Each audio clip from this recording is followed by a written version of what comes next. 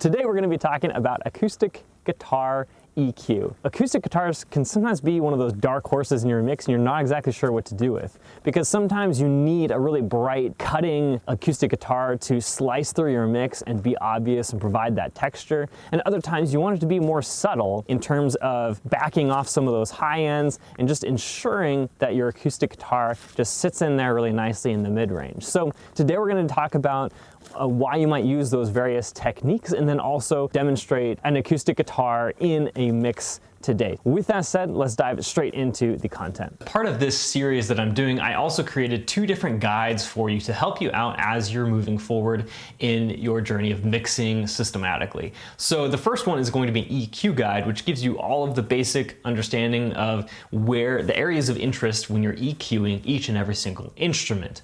This is just a guideline, but it also gives you some tools that you can use to understand what's actually wrong with your instruments and your tracks as you're diving into EQing various instruments.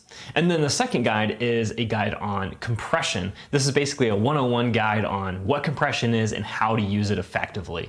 It goes through the 4 styles of compression so that you can understand exactly what I'm talking about throughout this series. So make sure you pick up both of those guides.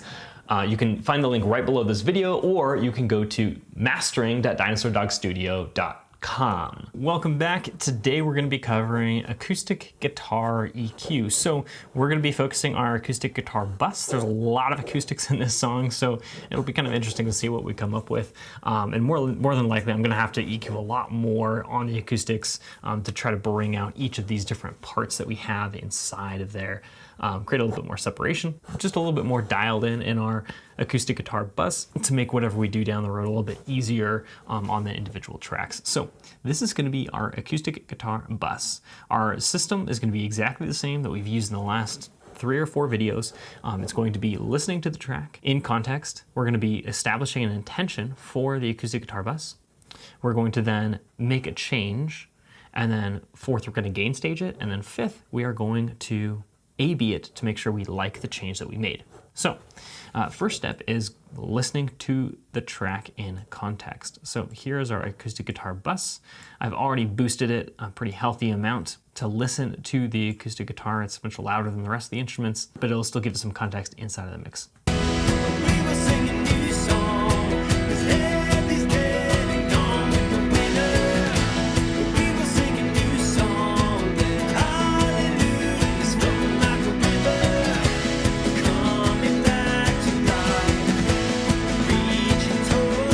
Okay, so immediately there's a couple things that stick out to me. So the first thing I notice is that it's a little bit ahead of the vocal. Not in timing, but just in terms of the placement inside of the mix. It feels like it's really far forward. And that's partly because I turned it up, so it's a louder volume. It's gonna feel a little closer, but also just frequency-wise, there's a lot of top end inside of the acoustic. And so I wanna back that off a little bit, because that'll allow the acoustic guitar to set back in the mix a little bit. I don't want it to be really the main instrument necessarily inside of this rhythm section, so I'm going to back it off just a little bit on the top end to make it cut through a little bit less. And then the next thing I notice is that it's a little heavy in the mid-range, feels a little bit overpowering in terms of the way it's cutting through the mix.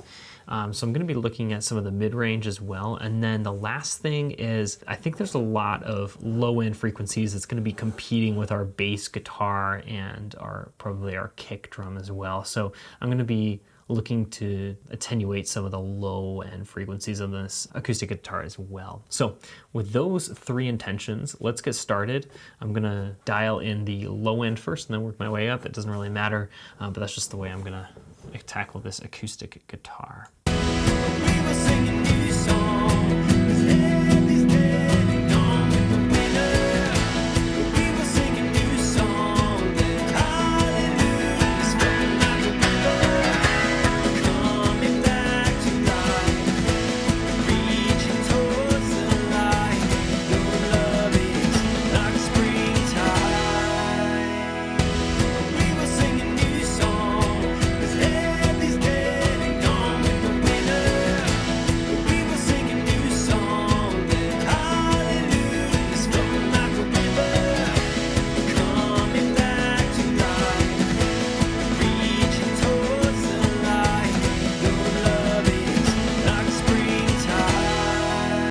some of you might be thinking, I don't like that change that he made. Honestly, in solo, this change is gonna make the acoustic sound worse. It's gonna be less bright, it's gonna be a little bit sounding less clean than it did before, but overall it's going to make the entire song stand out a little bit more. I'm kind of existing a lot in this kind of mid-range 1.5K, 2K in the electric guitars. I've kind of reserved that space for them to cut through, and so I don't want the acoustic taking up too much of that space. I want the vocals to exist in the front of the mix, and so I don't want the acoustic guitar to be sitting right in front of that. Now let's gain stage this really quick. Aren't thrown off by the volume change before we A/B it.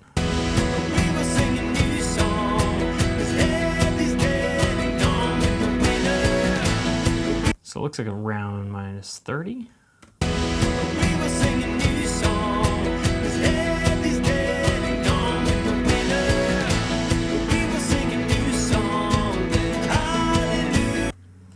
So that's about a half a decibel of gain there.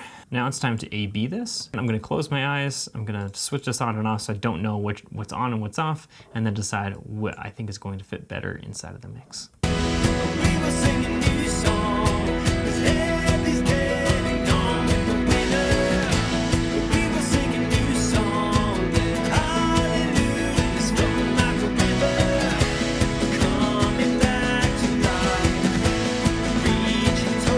Yeah, okay, so I do like having some of that less top end in there. I might even take a little bit more off, because that's gonna make this guitar just really stand out of the way of some of the other instruments. I want to reserve some of this space for the electric guitars, the mandolins, the banjo, and the vocals that are all gonna be existing in the same exact space. Any instrument that you EQ does not need to sound good in solo. You don't listen to any instrument in solo, so don't feel like you need to make every instrument sound good in solo. And also why we don't EQ in solo, because you're essentially never going to hear that instrument soloed in the song. So why would you want to listen to it that way without the context?